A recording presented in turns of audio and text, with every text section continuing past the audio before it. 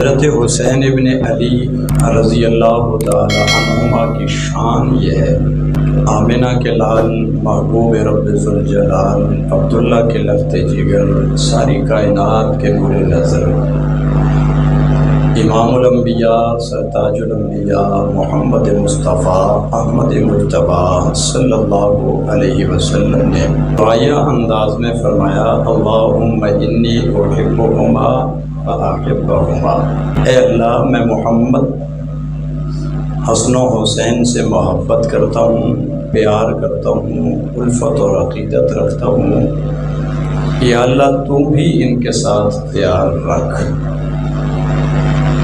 اگلا جملہ ارشاد فرمایا وَأَحِبَّ مَن يُحِبُّهُمَا،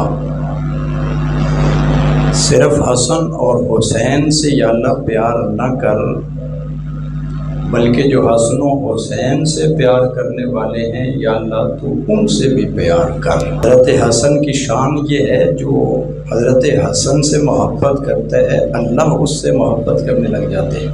اور دوسری حدیث میں اللہ کے محبوب پیغمبر صلی اللہ علیہ وسلم نے فرمایا من احب الحسن والحسین فقد احبنی ومن ابغضہما فقد ابغضنی، جس شخص نے حسنین کریمین سے محبت کی اس نے گویا مجھ محمد صلی اللہ علیہ وسلم سے محبت کی،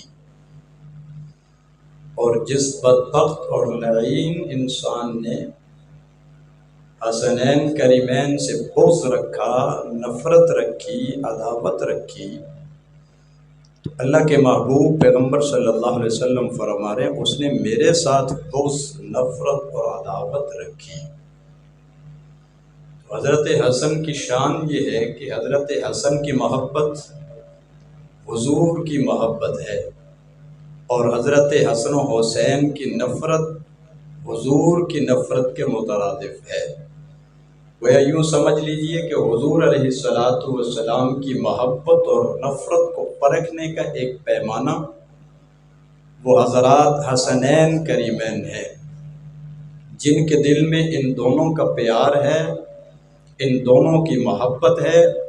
وہ ڈنکے کی چوٹ پہ یہ کہہ سکتا ہے کہ میرے دل میں آمنہ کے لال کی محبت اور پیار ہے، اور جن کے دل میں حسنین کریمین کی محبت نہیں بلکہ نفرت ہے، عداوت ہے، بغض ہے، ان کے خلاف ہم ڈنکے کی چوٹ پہ کہہ سکتے ہیں کہ ان کے دل میں حضور کی محبت نہیں بلکہ حضور کی نفرت ہے۔ یہ ہے شان حضرات حسنین کریمین کی۔ ویسے تو بہت طویل سلسلہ ہے، یہ ایک ایسا وسیع سمندر ہے جو اس میں غوطہ زن ہوتا ہے، پھر واپسی کا راستہ اس کو نہیں ملتا، مگر ہم نے اپنے دوسرے عنوان کے حصے کی طرف چلنا ہے، وہ ہے شہادت حسین۔ اب شہادت حسین کو بیان کرنے کے لیے میں سن 40 ہجری کا نام لے کر پھر سن 60 ہجری سے آغاز کروں گا۔ وقت نہیں ہے، وقت ہوتا تو میں شروع سے چلتا اور پھر آخر تک جاتا۔ سن 40 یا 41 ہجری میں حضرت علی المرتضیٰ شیر خدا رضی اللہ تعالی عنہ کی شہادت ہوئی۔ آپ کی شہادت کے بعد 6 مہینے تک خلافت آپ کے لخت جگر حضرت حسن رضی اللہ تعالی عنہ کے پاس رہی۔ پھر 6 مہینوں کے بعد حضرت حسن اور حضرت حسین رضی اللہ تعالی عنہما جنتی شہزادے، ان دونوں نے مل کر اپنی رضا، اپنی خوشی کے ساتھ خلافت حضرت امیر معاویہ رضی اللہ تعالیٰ کے حوالے کر دی۔ حضرت امیر معاویہ رضی اللہ تعالیٰ نے صاف کاغذ پکڑایا ان کو، ان جنتی شہزادوں کو، جو شرط لکھنا چاہتے ہو لکھ دو، امیر معاویہ اس پہ سائن کر دے گا۔ اس سے بڑی کوئی بات ہو سکتی ہے؟ صاف کاغذ پکڑا دیا ان جنتی شہزادوں کو، جو شرط تم لکھنا چاہتے ہو لکھ دو، سین امیر معاویہ کر دے گا۔ خلافت حضرت امیر معاویہ رضی اللہ عنہ کو دے دی۔ اب حضرت امیر معاویہ، حضرت حسن، حضرت حسین رضی اللہ تعالیٰ کی زندگی کی گاڑی کا پہیہ چلنے لگا۔ سن 40 یا 41 ہجری سے لے کر سن 60 ہجری تک 20 سال کا ایک طویل عرصہ ہے جو حضرت حسن رضی اللہ تعالی عنہ نے اپنی حیات تک اور حضرت حسین رضی اللہ تعالی عنہ نے پورے 20 سال حضرت امیر معاویہ رضی اللہ عنہ کے ماتحت رہ کر آپ کا دوست اور مشیر بن کر کے یہ 20 سال کا طویل عرصہ گزارا۔ دشمنان امیر معاویہ رضی اللہ تعالی عنہ سے میرا یہ سوال ہے، تم نے آج جہنم کو بہت بھڑکایا ہوگا، حضرت امیر معاویہ رضی اللہ تعالیٰ عنہ پہ لعن طعن کر کے آج تم نے خوب اپنی قبر کو گرم کیا ہوگا، آج خوب تم نے اپنی قبر میں سانپ اور بچھو پیدا کیے ہوں گے۔ سیدنا امیر معاویہ رضی اللہ تعالیٰ عنہ پہ زبان درازی کر کے تم جو قوم کو یہ سمجھاتے ہو، تم جو قوم کے ذہن میں یہ بٹھانے کی کوشش کرتے ہو کہ امیر معاویہ اہل بیت کے دشمن تھے، امیر معاویہ حضرت حسن کے دشمن تھے، امیر معاویہ حضرت حسین کے دشمن تھے، لائیے دکھائیے یہ 20 سال کا طویل عرصہ حضرت حسین ابن علی رضی اللہ تعالی عنہ نے حضرت امیر معاویہ رضی اللہ عنہ کی خلافت کے ماتحت گزارا۔ کسی نے حضرت حسین کے ایک بال کو بھی بیکا کیا ہو، لائیے دکھائیے۔ کسی نے حضرت حسین ابن علی رضی اللہ تعالی کی طرف میلی نگاہ سے دیکھا ہو، دکھائیے۔ کسی نے ناپاک نجس ہاتھ ان جنتی شہزادوں کی طرف بڑھایا ہو، دکھائیے۔ کسی نے پلید قدم ان جنتی شہزادوں کی طرف بڑھائے ہوں، دکھائیے۔ اقتدار امیر معاویہ کا ہے، ریاست امیر معاویہ کے ہاتھ میں ہے، فوج امیر معاویہ کی ہے، پولیس امیر معاویہ کی ہے، مگر محافظ جنتی شہزادوں کے ہے۔ پولیس حفاظت کر رہی ہے جنتی شہزادوں کی، امیر معاویہ کا لشکر حفاظت کر رہا ہے جنتی شہزادوں کا، امیر معاویہ کی فوج دفاع کر رہی ہے جنتی شہزادوں کا۔ یہی وجہ ہے کہ ذریت ابن سبا اگر الٹی بھی لٹک جائے، امیر معاویہ رضی اللہ تعالیٰ عنہ کے دورے اقتدار کے ان 20 سالوں میں سے کوئی ایک واقعہ بھی ایسا نہیں دکھا سکتے جہاں پہ حسنین کریمین پہ ظلم ہوا ہو۔ آج تم نے خوب جہنم بھڑکائی ہوگی حضرت معاویہ پہ تبرہ کر کے، آج تم نے خوب جہنم کمائی ہوگی حضرت امیر معاویہ رضی اللہ تعالیٰ کو گالیاں دے کر کے۔ سن 40 ہجری سے لے کر سن 60 ہجری تک بڑے امن سے، بڑے سکون کے ساتھ، بڑے چین کے ساتھ، بڑی راحت کے ساتھ حضرت حسین ابن علی رضی اللہ تعالیٰ نے مدینے کی ہواؤں اور فضاؤں کا لطف اٹھایا، اپنے نانا کی قبر کی صبح و شام زیارت اور دیدار کیا، اپنے نانا کی مسجد میں نمازیں پڑھی، بڑے مزے سے 20 سال گزارے۔ کسی میں جرت نہیں تھی کہ حسین کی طرف میلی نگاہ سے دیکھ جائے۔ یہ کس کا ہاتھ تھا پیچھے؟ امیر معاویہ رضی اللہ عنہ کا ہاتھ تھا۔ اب جب ان 20 سالوں میں کچھ نہیں ملتا تو کہتے ہیں ڈوبتے کو تنکے کا سہارا۔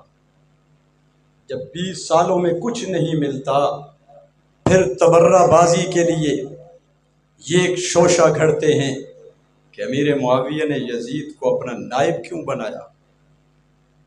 حضرت امیر معاویہ رضی اللہ تعالی عنہ نے یزید کو اپنا جانشین کیوں بنایا؟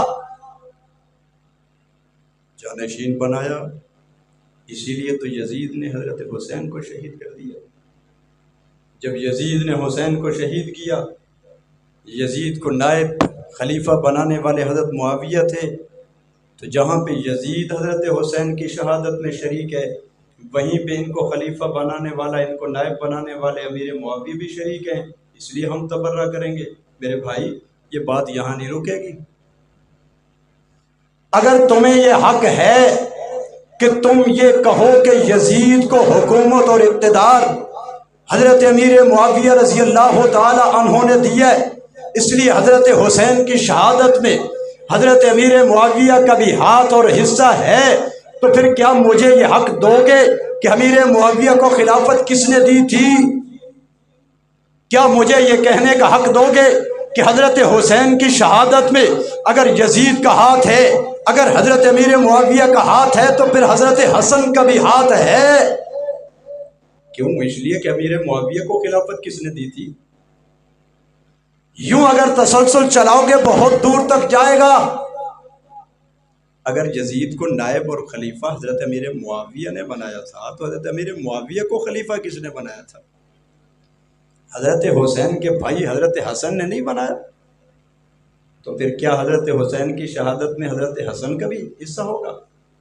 ظالموں، کچھ تو شرم اور حیا کرو۔ اس سوال کا جواب کیا ہے جو وہ یہ کہتے ہیں کہ یزید کو خلیفہ کیوں بنایا؟ اس متعلق ہمارا دعویٰ یہ ہے کہ حضرت امیر معاویہ قطعاً یزید کو اپنا نائب نہیں بنانا چاہتے تھے۔ آپ کہیں گے مولوی صاحب آپ کا یہ دعویٰ بلا دلیل ہے، میں کہتا ہوں نہیں، ہمارا یہ دعویٰ بلا دلیل نہیں، بالدلیل ہے۔ اٹھائیے البدایہ والنہایہ، جلد نمبر 8 میں لکھا ہے، میں کسی کام سے شام گیا، جب اپنی مصروفیات سے فارغ ہوا، میں حضرت امیر معاویہ رضی اللہ عنہ کے پاس پہنچا۔ باتوں باتوں میں نے پوچھ لیا کہ امیر معاویہ، آپ کے بعد آپ کا جانشین کون ہوگا؟ آپ کے بعد آپ کا نائب کون ہوگا؟ آپ کس کو اپنا جانشین بنا کر جائیں گے؟ حضرت امیر معاویہ رضی اللہ عنہ نے فرمایا، میرے بعد جانشینی کا معاملہ شورا کے سپرد ہوگا۔ 5-6 بندوں کے نام لیے، جن میں ایک نام حضرت حسین ابن علی رضی اللہ تعالی عنہ کو بھی تھا۔ یزید کا دور دور تک نام نظر نہیں آتا۔ حضرت امیر معاویہ رضی اللہ تعالی عنہ نے یزید کا نام نہیں لیا۔ البدایہ والنہایہ کی روایت ہے، تاریخ کے چیتھڑوں پہ ناچنے والوں، ذرا آنکھیں کھولو اور اس کو بھی پڑھو۔ حضرت معاویہ نے جن لوگوں کا نام گنوائے کہ یہ 4-5-6 بندے ہیں، ان میں سے کوئی میرا جانشین اور نائب ہوگا، اس میں حضرت حسین کا نام تو ہے، یزید کا نام کوئی نہیں۔ لیکن پھر یزید کو بنایا کیوں؟ جلیل القدر جبال العلم نے لکھا ہے کہ حضرت امیر معاویہ رضی اللہ عنہ اس بیان کو دیکھیں تو معلوم ہوتا ہے حضرت معاویہ یزید کو ہرگز اپنا نائب نہیں بنانا چاہتے تھے، مگر جو بنایا حالات کی شدت کی وجہ سے، حالات کے تقاضے کی وجہ سے، اور بڑے بڑے جلیل القدر صحابہ کرام کی مشاورت کی وجہ سے، ان کے مشورے، ان کے اصرار، ان کے کہنے پہ حضرت امیر معاویہ رضی اللہ عنہ نے یزید کو اپنا جانشین بنایا۔ لیکن پھر بھی جانشین بنانے کے بعد بھی حضرت معاویہ کے دل میں حضرت حسین کی محبت دیکھیے، حضرت معاویہ کے دل میں حضرت حسین کی محبت دیکھیے۔ حضرت حسین کی شہادت سے پہلے حضرت امیر معاویہ رضی اللہ عنہ نے پیشین گوئی کر دی تھی اور بیٹے کو نصیحت کر دی تھی۔ وہ نصیحت میری کتابوں میں تو ہے ہی ہے، لیکن جنہوں نے آج حضرت معاویہ پہ تبرہ کر کے جہنم کی آگ بھڑکائی، ان کی بہت ساری کتابوں کے حوالہ جات ہیں، مگر صرف ایک کتاب کا حوالہ پیش کرنے لگا ہوں، جلاء العیون، صفحہ نمبر 421۔ ملا باقر مجرسی بڑا چوٹی کا مصنف ہے ان کا، اور بڑی مضبوط ترین ان کی یہ کتاب جلاء العیون ہے۔ اس کتاب کے صفحہ 421 اور 22 پہ وہ نصیحت لکھی ہے جو حضرت امیر معاویہ رضی اللہ عنہ نے اپنی وفات سے پہلے یزید کو حضرت حسین کے حق میں کی. میں لفظ بلفظ ان کی کتابوں کا یہ حوالہ آپ کو سنانے لگا ہوں. فرمایا لیکن امام حسین بس اس کی نسبت و قرابت جنابت رسالت سے تجھے معلوم ہے، وہ حضرت کے بدن کے ٹکڑے ہیں، انہی کے گوشت و خون سے انہوں نے پرورش پائی ہے. مجھے علم ہے عراق والے جو کچھ ہوا، حضرت امیر معاویہ رضی اللہ عنہ نے پہلے آئینہ دکھا دیا. مجھے علم ہے عراق والے یہ کوفی ان کو اپنی طرف بلائیں گے. کیا کریں گے؟ ان کو اپنی طرف بلائیں گے. ابھی تک یہ معاملہ ہوا نہیں ہے. حضرت امیر معاویہ رضی اللہ عنہ کو پتا تھا یہ کوفی بے ایمان دغا باز ہیں، دھوکے باز ہیں. تو کیا کہا؟ عراق والے ان کو اپنی طرف بلائیں گے اور ان کی مدد نہ کریں گے، تنہا چھوڑ دیں گے. کیا یہی کچھ نہیں ہوا حضرت حسین کے ساتھ؟ یہی کچھ نہیں ہوا؟ کربلا کے میدان میں سب کچھ یہی ہوا جو حضرت امیر معاویہ رضی اللہ عنہ نے پہلے بتا دیا. وہ ان کو تنے تنہا چھوڑ دیں گے. اگر تو ان پہ قابو پائے تو ان کے حقوق عزت کو پہچاننا، ان کا مرتبہ اور ان کی قرابت جو رسول سے ہے اس کو یاد رکھنا، ان کے افعال کا ان سے مواخذہ نہ کرنا، اور اس مدت میں جو روابط کے میں نے ان سے مضبوط کیے ہیں، اس مدت سے مراد 20 سالہ طویل عرصہ، اس 20 سالہ طویل عرصے میں جو روابط میں نے ان سے مضبوط کیے ہیں ان کو نہ توڑنا، اور خبردار ان کو کسی قسم کی تکلیف نہ دینا. اب جو حضرت حسین کے حق میں اپنے بیٹے کو اتنی محبت میں ڈوب کر، پیار الفت اور عقیدت میں ڈوب کر ایسی آب زر سے لکھنے کے قابل نصیحت کر کے جا رہا ہے، ظالموں آج تم نے اس امیر معاویہ پہ تبرہ کر کے اپنی جہنم کو بھڑکایا. یزید کو اپنا نائب نہیں بنانا چاہتے تھے، مگر حالات کے تقاضے کی وجہ سے شدید مجبور ہو کر جلیل القدر صحابہ کرام کے اصرار پر یزید کو اپنا نائب بنایا. لیکن پھر آب زر سے لکھنے کے قابل نصیحتیں فرما دی کہ حسین کا خیال رکھنا ہے. جو تعلقات میں نے حسین کے ساتھ استوار کیے ہیں، مضبوط کیے ہیں، ٹھیک کیے ہیں، ان تعلقات کو تو نے توڑنا نہیں ہے، ان تعلقات کو تو نے ختم نہیں کرنا. اور پھر آگے تمہاری کتابوں میں لکھا ہے جب یزید کے دربار میں سیدنا امام حسین رضی اللہ تعالیٰ عنہ کا سر مبارک کاٹ کر لایا گیا تو یزید نے کہا ابن زیاد نے حسین کے معاملے میں بہت جلدی کر دی، اگر حسین کا معاملہ میرے ہاتھ میں ہوتا میں کبھی بھی حسین کے ساتھ ایسا نہ کرتا. کیوں؟ اس لیے کہ باپ نصیحتیں کر کے گیا ہے. لیکن پھر بھی ہم یزید کو بری و ذمہ نہیں مانتے. یزید نے قاتلان حسین کو انجام تک کیوں نہ پہنچایا؟ اگر یزید اپنی اس بات میں سچا تھا تو اس نے ابن زیاد کو برطرف کیوں نہ کیا؟ اسے سولی پہ کیوں نہ لٹکایا؟ اس نے شمر کا قلعہ کما کیوں نہ کیا؟ اس نے عمر بن سعد کو فاصل جہنم کیوں نہ کیا؟ یہ سارے اقدامات چھوڑ کر کے یزید بھی برابر کا حضرت حسین کے قتل میں شریک اور شامل ہے، مگر حضرت امیر معاویہ کا حضرت حسین کی شہادت میں کوئی حصہ نہیں ہے. اللہ اکبر. سن 60 ہجری آ گئی، حضرت امیر معاویہ رضی اللہ تعالیٰ عنہ داغ مفارقت دے گئے، اس دنیا سے رخصت ہو گئے، دارالفنا کو چھوڑ کے دارالبقاء کی طرف چلے گئے. یزید نائب بن گیا، اقتدار میں آ گیا، حکومت کی باغ ڈور سنبھالی، اطراف عالم میں اس نے پیغام بھیجے میرے حق میں بیعت لو. یہی پیغام مدینہ منورہ میں بھی پہنچا.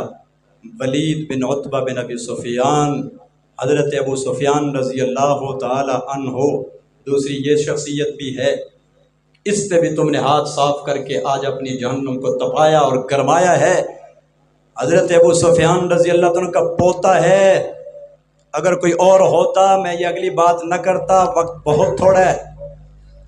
لیکن حضرت ابو سفیان رضی اللہ عنہ کا پوتا ہے ولید بن عتبہ بن ابی سفیان. اس کے پاس بھی پیغام آیا. جتنے بھی جلیل القدر صحابہ ہیں بشمول حضرت حسین کے مدینہ میں، ان سے یزید کے حق میں بیعت لو. ولید نے مروان سے مشورہ کیا. مروان نے کہا ہاں ان کو بلاؤ، بلا کر کے ان سے بیعت لو. جب حضرت حسین بن علی رضی اللہ تعالی عنہ کو بلایا گیا، وہی محفل اور مجلس میں موجود ولید نے بیعت کا تقاضا کیا. حضرت حسین بن علی رضی اللہ تعالی عنہ نے مہلت مانگی. وہیں پہ مروان بھی ہے. مروان نے ولید بن عتبہ بن ابی سفیان سے کہا حسین اب اگر تیرے ہاتھ سے نکل گیا پھر دوبارہ تیرے ہاتھ میں نہیں آئے گا، یا بیعت لے یا حسین کا سر قلم کر دے. اب اس بدبخت کے جواب میں ولید نے جو جواب دیا آب زر سے لکھنے کے قابل ہے.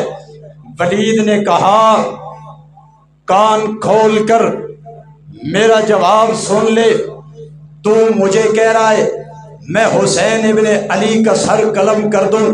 اللہ کی قسم اگر اس کام کے بدلے دنیا کے سارے خزانے میرے قدموں میں ڈھیر کر دیے جائیں تب بھی میں یہ کام کرنے کے لیے تیار نہیں ہوں.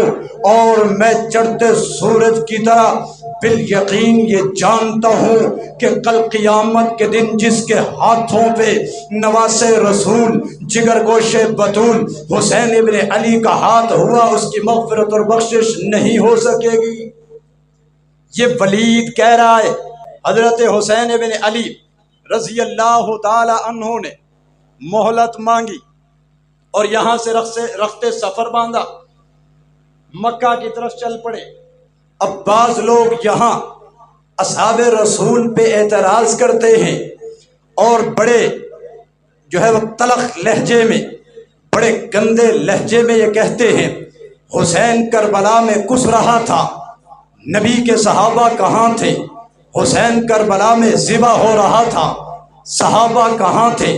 حسین کی گردن تن سے جدا کر دی گئی، صحابہ کہاں تھے؟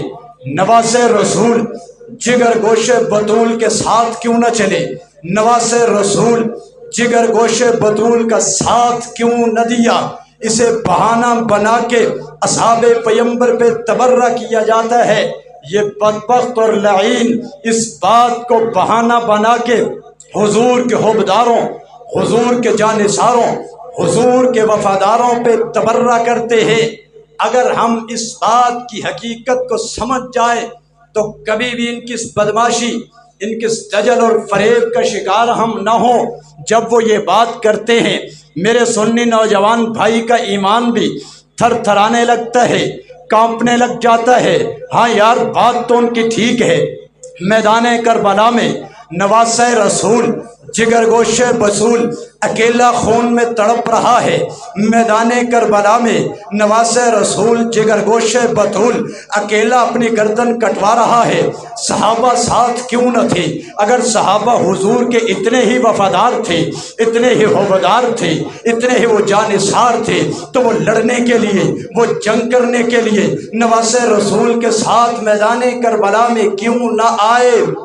جب رافضی یہ بات کرتا ہے میرے سنی نوجوان بھائی کا ایمان کانپنے لگ جاتا ہے.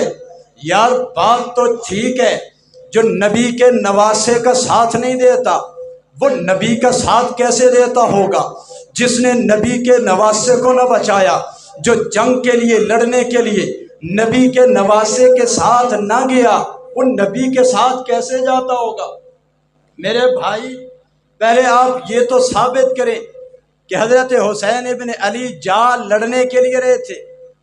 جب بھی کوئی آدمی برسر اقتدار آتا ہے اس کے جو ماتحت لوگ ہوتے ہیں ان کے لیے 3 آپشنوں میں سے کوئی ایک آپشن ہوتا ہے. پہلا آپشن یہ ہوتا ہے اس کی حکومت کو، اس کے اقتدار کو، اس کی سلطنت کو قبول کر لیا جائے، اس کے اقتدار کے ماتحت رہ کر کے زندگی گزاری جائے۔ حضرت حسین یزید کے اقتدار کو تسلیم کرنے کے لیے ہرگز تیار نہیں تھے۔ دوسرا آپشن یہ ہوتا ہے اس کے مقابلے میں نکلا جائے، اس کے ساتھ جنگ لڑی جائے، اس کے خلاف بغاوت کی جائے۔ حضرت حسین بغاوت بھی نہیں کر رہے تھے، حکومت وقت کے خلاف لڑنے کے لیے بھی نہیں جا رہے تھے۔ اب یہ شرابی، یہ چرسی اور بھنگی، یہ ظاہر اور باطن کے کالے آپ سے پوچھیں گے جی آپ کے پاس کیا دلیل ہے کہ حضرت حسین لڑنے کے لیے نہیں جا رہے تھے؟ بھائی دلیل یہ ہے کہ مدینہ یہاں ہے، شام ادھر ہے، مکہ ادھر ہے، دارالخلافہ شام ہے، یزید شام میں بیٹھا ہے۔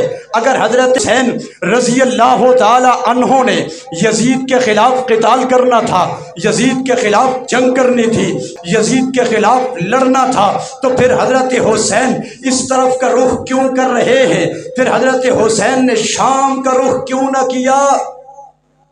آج ہم نے جب احتجاج کرنا ہو، حکومت کے خلاف اپنی بات ریکارڈ میں لانی ہو، حکومت سے اپنی بات منوانی ہو، تو ہم دارالخلافہ اسلام آباد کا رخ کرتے ہیں یا کراچی کا رخ کرتے ہیں؟ کدھر کا رخ ہوتا ہے؟ دارالخلافہ کا رخ ہوتا ہے۔ دارالخلافہ ادھر شام، یزید ادھر بیٹھے، مدینہ یہ درمیان میں ہے، مکہ ادھر ہے، کوفہ ادھر ہے۔ حضرت حسین اگر لڑنے جا رہے تھے تو پھر شام کیوں نہ گئے؟ مکے کیوں جا رہے تھے؟ کوفہ کیوں جا رہے تھے؟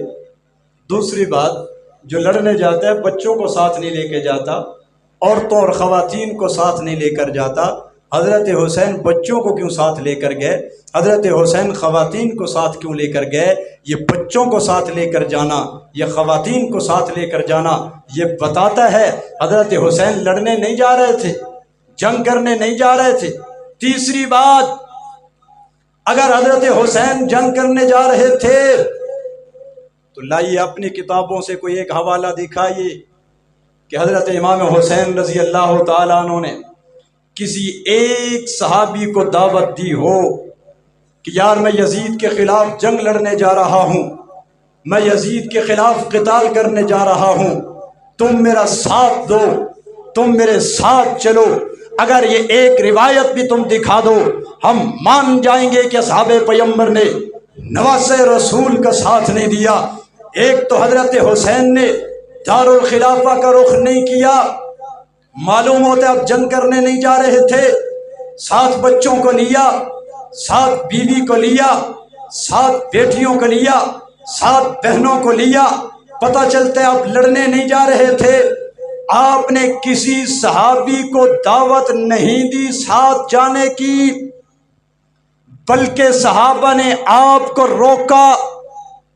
حضرت عبداللہ بن عباس رضی اللہ تعالیٰ عنہ فرماتے ہیں حسین مجھے یقین ہے تو نے رکنا نہیں ہے، اگر مجھے امید ہوتی کہ تو رک جائے گا میں تیرے سر کے بالوں سے پکڑ کے زبردستی تجھے روک لیتا۔ تجھے پتہ نہیں ہے کوفے والے دغا باز ہیں، تجھے پتہ نہیں ہے کوفے والے دھوکے باز ہیں، تجھے پتہ نہیں ہے کوفے والے غدار اور بے ایمان ہیں، تیرے باپ کے ساتھ بھی انہوں نے دھوکہ کیا، تیرے بھائی کے ساتھ بھی انہوں نے غداری کی، اب خط لکھ کر تجھے بلا کر تیرے ساتھ بھی یہ غداری کریں گے۔ اور ایسا ہی ہوا، حضرت حسین رضی اللہ تعالیٰ عنہ کو تم شیعوں نے، کوفیوں نے، تمہارے آباء و اجداد نے کربلا میں بلایا، کوفہ میں بلایا، بے یار و مددگار چھوڑ دیا۔ جیسے حضرت امیر معاویہ کہہ گئے تھے یہ کوفی حسین کو بلائیں گے، بے یار و مددگار چھوڑ دیں گے، حسین کی گردن پہ یہ تیر چلائیں گے، حسین کی گردن پہ یہ تروالیں چلائیں گے۔ حضرت عبداللہ بن عباس نے بھی یہی کہا اور بالآخر نتیجہ کار یہی کچھ ہوا۔ حضرت حسین کی شہادت میں صحابہ کو ملوث کرنے والوں، ثابت کرو حضرت حسین جنگ کرنے جا رہے تھے، پھر صحابہ ساتھ نہیں گئے، الٹے بھی لٹک جاؤ، قیامت تو آ سکتی ہے مگر تم یہ ثابت نہیں کر سکتے کہ حضرت حسین جنگ کرنے جا رہے تھے۔ پھر ہم سے سوال کریں گے کیوں جا رہے تھے؟ تیسرا آپشن، جب کوئی بندہ برسر اقتدار آتا ہے، یا تو اس کے اقتدار کو تسلیم کر لیا جائے، حضرت حسین تسلیم کرنے والے نہیں تھے، یا پھر اس کے خلاف بغاوت کی جائے، اس کے خلاف جنگ کی جائے۔ حضرت حسین رضی اللہ تعالیٰ جنگ بھی کرنے نہیں جا رہے تھے۔ تیسرا آپشن یہ ہے کہ الگ تھلگ ہو کر، خاموش رہ کر کے اپنی بقیہ زندگی گزاریے۔ قرائن سے معلوم ہوتا ہے کہ حضرت حسین ابن علی رضی اللہ تعالی عنہ نے اسی آپشن کا انتخاب کیا تھا کہ میں ایک طرف ہو کر، یکسو ہو کر رہتا ہوں، ایسی جگہ پہ چلا جاتا ہوں جہاں یزید کا زور میرے اوپر نہ چلے۔ اور ساتھ دیکھا کوفیوں کے خط بھی بہت آ رہے، لگتا ہے چلو ان کے دل میں میری محبت ہے، ان کے پاس چلا جاتا ہوں، یزید مجھے بیعت کے لیے مجبور نہیں کر سکے گا، وہاں رہ کر کے اپنی بقیہ زندگی گزاروں گا۔ یہ سوچ کر کے حضرت حسین ابن علی رضی اللہ تعالی عنہ نے مدینہ سے رخت سفر باندھا، 27 رجب کو اپنے سفر کا آغاز کیا، مکہ میں پہنچے، رجب سے لے کر ذی الحج تک یہ 4-5 مہینے مکہ میں رہے۔ پھر ذی الحج کے آغاز ہی میں حضرت امام حسین رضی اللہ تعالی عنہ نے کوفے کی طرف اپنے سفر کا آغاز کیا۔ بالکل شارٹ کٹ کر رہا ہوں، کوفے کی طرف اپنے سفر کا آغاز کیا۔ سفر کے دوران معلوم ہوا کہ آپ نے جو اپنا قاصد مسلم بن عقیل، جس کو اپنے حالات کا جائزہ لینے کے لیے بھیجا تھا، اور انہوں نے حالات کا جائزہ لے کر آپ کو بتایا کہ 18,000 کوفیوں نے میرے ہاتھ پہ آپ کے حق میں بیعت کر لی ہے، وہ سارے بے ایمان دھوکے باز، وہ سارے بیعت سے مکر گئے، اور مسلم بن عقیل کو شہید کر دیا گیا۔ یہاں حضرت حسین ابن علی رضی اللہ عنہ نے سوچا اور اپنے باقی رفقا سے مشورہ کیا کہ واپس چلیں۔ اگر جنگ کرنے جا رہے تھے تو پھر واپسی کا مشورہ کرنا تھا، واپس چلیں۔ لیکن حضرت مسلم بن عقیل کے بھائیوں نے اور بیٹوں نے کہا نہیں، اب تک تو خون نہیں لگا تھا، اب تو ہمارے بھائی اور ابا کا خون لگ چکا ہے، جب تک انتقام نہیں لیں گے، ان کوفیوں سے بدلہ نہیں لیں گے، واپس نہیں جائیں گے۔ حضرت حسین نے کہا پھر تمہارے بغیر مجھے بھی جینے کا کوئی مزہ نہیں۔ آگے چل پڑے، ادھر کوفے کے حالات بدل رہے۔ جب مسلم بن عقیل کوفہ میں گئے تھے تو حضرت نعمان بن بشیر صحابی رسول، وہ کوفے کے گورنر تھے، انہوں نے کوئی مسلم بن عقیل پہ سختی نہ کی۔ تمہارے آباء و اجداد کوفیوں نے خط لکھے یزید کو کہ نعمان بن بشیر حضرت حسین کے نمائندے کے ساتھ نرمی والا معاملہ اختیار کر رہا ہے، اگر تجھے کوفے کا اقتدار چاہیے تو کوئی سخت گورنر بھیج۔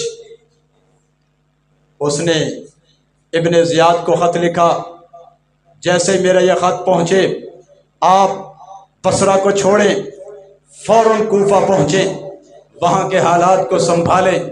یہ ابن زیاد ظالم بے ایمان وہاں سے چلا۔ مزے کی بات یہ ہے، یہ وہاں سے کوئی لاؤ لشکر نہیں لایا تھا۔ کوفیوں، تمہاری کتابوں میں لکھا ہے کوفی کا شیعہ ہونا محتاج دلیل نہیں، کسی کوفی کا سنی ہونا تو محتاج دلیل ہو سکتا ہے، مگر کسی کوفہ میں رہنے والے کا شیعہ ہونا یہ محتاج دلیل نہیں۔ ابن زیاد بصرہ سے لاؤ لشکر ساتھ نہیں لایا تھا، صرف 2 آدمی ساتھ لے کے آیا تھا، حجازی لباس میں، حجازی راستے سے کوفے میں داخل ہوا، نقاب کیا ہوا، چہرہ چھپایا ہوا۔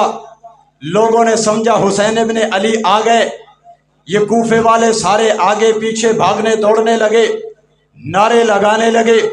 ابن زیاد جب وہ دروازے پہ پہنچا حضرت نعمان بن بشیر رضی اللہ تعالی عنہ نے دروازہ بند کیا ہوا تھا اور جواب میں کہا، انہوں نے بھی یہی سمجھا کہ حسین ابن علی رضی اللہ تعالیٰ عنہ آ گئے، جواب میں کہا حسین میں تیرے خلاف نہیں لڑ سکتا، لیکن کیا کروں میں حکم کا بھی پابند ہوں، میں دروازہ نہیں کھول سکتا۔ ابن زیاد نے آگے بڑھ کر کے کہا، نعمان بن بشیر میں ابن زیاد ہوں، یزید نے مجھے یہاں کا گورنر بنا کے بھیجے، دروازہ کھولو۔ حضرت نعمان بن بشیر دروازہ کھولتے ہیں، یہ ابن زیاد اندر جاتا ہے، باہر کے حالات معاملات یوں تبدیل ہوتے ہیں، یہ باہر اعلان کر دیتا ہے کہ جو حضرت حسین کا حامی اس کوفے میں رہتا ہے اس کو چاہیے کہ حضرت حسین کی حمایت چھوڑ دے، اور حضرت حسین کا جو قاصد مسلم بن عقیل آیا ہوا ہے اس کو ہمارے حوالے کر دے، نہیں تو پھر ہم اس کو اس کے دروازے پہ سولی پہ لٹکا دیں گے۔ حضرت ہانی کے گھر حضرت مسلم بن عقیل تھے، انہوں نے پیش نہ کیا، حضرت ہانی کو گرفتار کیا گیا۔ اس ابن زیاد نے کہا مسلم بن عقیل میرے حوالے کر دے، حضرت ہانی نے کہا جان تو دے سکتا ہوں مگر حضور نبی پاک علیہ السلام کے گھرانے کا ایک پھول تجھے مسلنے کے لیے تیرے حوالے نہیں کر سکتا۔ اس نے حضرت ہانی رضی اللہ تعالیٰ عنہ کا سر قلم کر کے رکھ دیا، پھر حضرت مسلم بن عقیل کو گرفتار کیا گیا، ان کو بھی شہید کر کے اوپر بالا خانے سے نیچے پھینک دیا گیا۔ یہ سارے کوفے کے حالات بدل چکے تھے۔ راستے میں حضرت حسین ابن علی کو پتا چلا کہ کوفے کے حالات بدل گئے ہیں۔ جن 18,000 نے آپ کی محبت میں مسلم بن عقیل کے ہاتھ پہ بیعت کی تھی وہ سارے کے سارے بیعت سے مکر کے مسلم بن عقیل کا ساتھ چھوڑ کر کے ابن زیاد کے ساتھ مل چکے ہیں۔ اب ابن زیاد نے لشکر اور قافلے بھیجنا شروع کیے، پہلے حر بن یزید کے سالاری میں 1000 کا لشکر بھیجا، پھر اس کے بعد عمر بن سعد کے اقتدار میں 2000 کا لشکر بھیجا۔ یہ لشکر جب حضرت حسین رضی اللہ عنہ کے ساتھ ملا، یہاں لمبے چوڑے معاملات ہیں، تفصیل میں جانے کا وقت نہیں ہے، چلتے چلتے حضرت حسین کا یہ قافلہ کربلا کے میدان میں پہنچتا ہے۔ یہاں کربلا کے میدان میں پہنچ کر کے حضرت حسین ابن علی رضی اللہ عنہ نے 3 شرطیں عمر بن سعد کے سامنے رکھی، یا تو مجھے واپس جانے دو، جو لڑنے کے لیے جاتا ہے وہ واپس جانے کی شرط نہیں رکھتا، یا مجھے واپس جانے دو، یا مجھے کسی اسلامی سرحد پہ پہنچنے دو، یا مجھے یزید کے ساتھ ملنے دو۔ عمر بن سعد بڑا خوش ہوا کہ اب تو معاملہ حل ہو جائے گا، اب تو نواسے رسول کے خون سے میں ہاتھ رنگین نہیں کرنے پڑیں گے۔ اس نے یہ 3 شرطیں لکھی، ابن زیاد کے پاس پہنچی۔ ابن زیاد نے جب ان 3 شرطوں کو دیکھا، ابن زیاد بھی تیار ہو گیا ان شرطوں کو ماننے کے لیے، مگر ابن زیاد کے پاس ایک ایسا لعین بدبخت اور بدماش جہنمی شمر دل جوشن بیٹھا تھا۔ تمہیں صحابہ بڑے نظر آتے ہیں، تمہیں یہ شمر دل جوشن نظر کیوں نہیں آتا جو حضرت علی کا سالہ ہے، جس کے 4 بھانجے میدان بدر میں حضرت حسین کے ساتھ کٹے۔ ابن زیاد سلح کرنے کے لیے تیار ہو گیا، ان شرائط میں سے کسی ایک شرط پہ سمجھوتا کرنے کے لیے تیار ہو رہا تھا، مگر بغل میں بیٹھے شمر نے کہا ابن زیاد اگر آج حسین تجھ سے چھوٹ گیا، اگر آج حسین تیرے ہاتھ سے نکل گیا، پھر ساری زندگی حسین تیرے ہاتھ میں نہیں آئے گا۔ اس موقع کو غنیمت سمجھ اور حسین کا سر قلم کر کے رکھ دے، اس قصے کو تمام کر کے رکھ دے۔ اگر یہ حر بن یزید عمر بن سعد تیرے حکم کی تعمیل نہیں کرتے تو پھر مجھے دے تلوار، پھر مجھے بنا سپہ سالار، میں یہ کام کرنے کے لیے تیار ہوں۔ اور ساتھ یہ شرط رکھی میرے جو 4 بھانجے حضرت علی کے بیٹے، یہ حضرت علی کا سالہ ہے، لوگوں کو یہ بھی بتایا کرو حضرت علی کے سالے نے حضرت حسین کو شہید کیا ہے، مجھے گارنٹی دو کہ میرے ان 4 بھانجوں کو معافی مل جائے گی، ان کو قتل نہیں کیا جائے گا۔ ابن زیاد نے کہا ٹھیک ہے۔ اب یہ شمر ذل جوشن نے فوج لے کر میدان کربلا میں پہنچا، اور یہاں پہنچ کر اس نے اعلان کیا میرے بھانجو تمہارے لیے امان لے کے آیا ہوں، ادھر باہر آ جاؤ، تمہیں کوئی کچھ نہیں کہے گا۔ ان کی رگوں میں حلالی حیدری خون دوڑتا تھا۔ انہوں نے کہا ماما تو حسین کا قاتل بن کر آیا ہے، ہم حسین کے بھائی، حسین کے محافظ بن کر کے آئے ہیں، تو آج جہنم خریدنے آیا ہے، ہم حسین کے بھائی بن کر حسین کے ساتھ رہ کر جنت خریدنے آئے ہیں، تیری امان تجھے مبارک ہو، ہم حسین کے ساتھ کٹتے کٹ جائیں گے مگر تجھ ظالم کی امان کا فائدہ لے کر اپنی جانوں کو نہیں بچائیں گے۔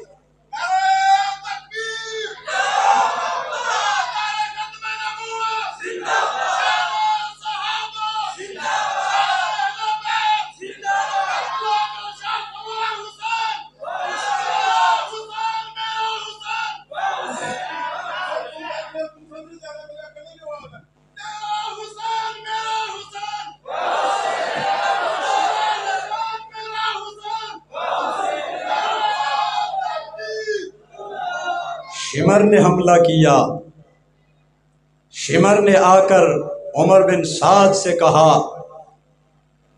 اپنا سر تن سے جدا کروانا چاہتا ہے یا حسین پہ حملہ کرتا ہے؟ عمر بن سعد کو بھی افغان کے لالے پہ کہا میں تو سر کٹوا سکتا۔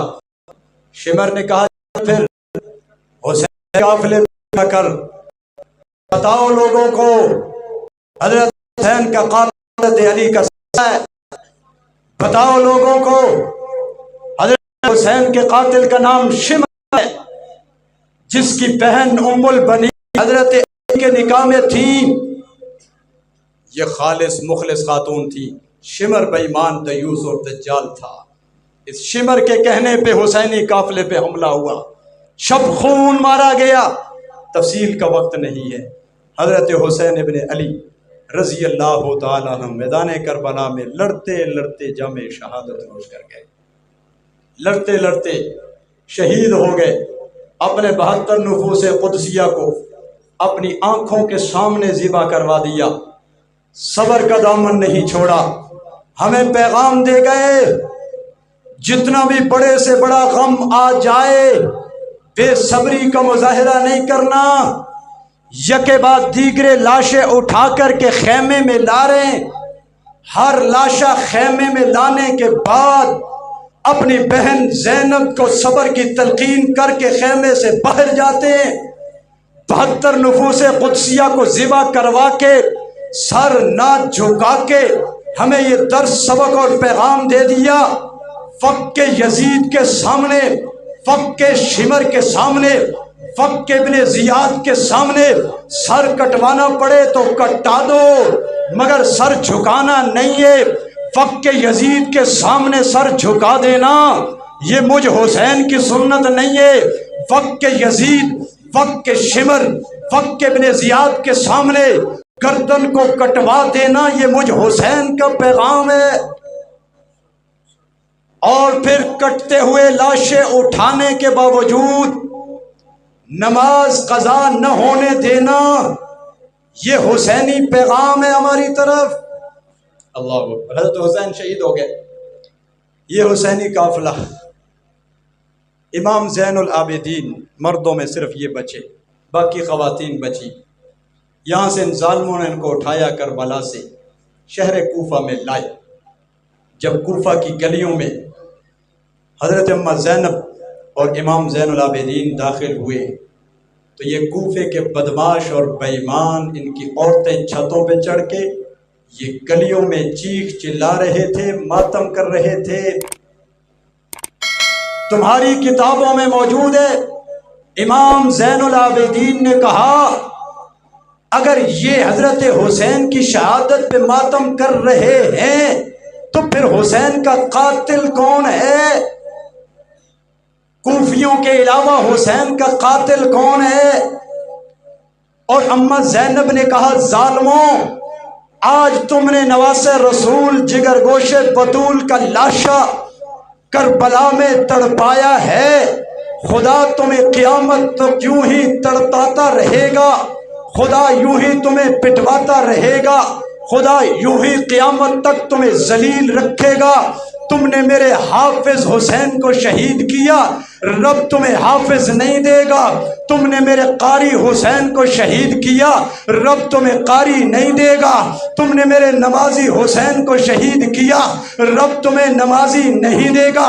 آج جاؤ، جا کر کے ٹٹولو، تلاش کرو، تلاش کرنے کے باوجود تمہیں ان میں سے زانی تو ملیں گے، شرابی تو ملیں گے، چرسی تو ملیں گے، بھنگی تو ملیں گے، تبررائی تو ملیں گے، گالیاں دینے والے تو ملیں گے، سب و شتم کرنے والے تو ملیں گے، ماتم کرنے والے تو ملیں گے، خنجر مارنے والے تو ملیں گے، زنجیریں مارنے والے تو ملیں گے، مگر نہ حافظ ملے گا، نہ قاری ملے گا، نہ نمازی ملے گا، نہ کوئی صابر ملے گا۔